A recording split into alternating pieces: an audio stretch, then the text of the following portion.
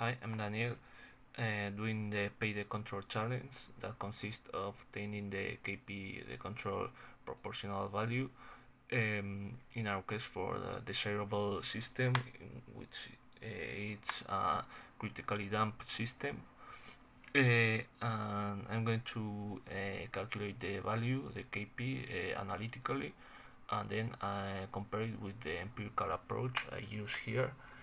In this case, this is the sum of the curves I obtained empirically, taking the data of the PSOC, and finally I reached to the conclusion that the best or the desirable value of KP for our case, of our critically damped case, is 0.4.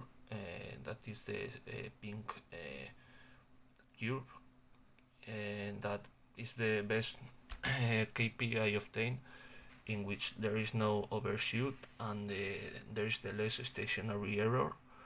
So I decided to take that as the desirable KP.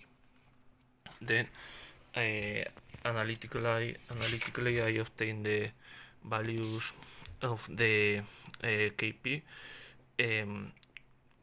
using the analytical approach, taking the diagram block function, the transfer function, obtaining the function h using the other values that was KP equal to 1, and then finally using that function to obtain the new type of second system curve, that is the critically damped system.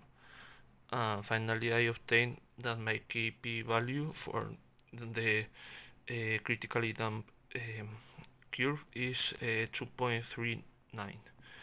Compared to the empirical value that it was KP 0.4, there is a large or a bit of change in between them, and that's maybe because, as we saw, this the analytical approach takes some considerations that in real time or empirically it doesn't count.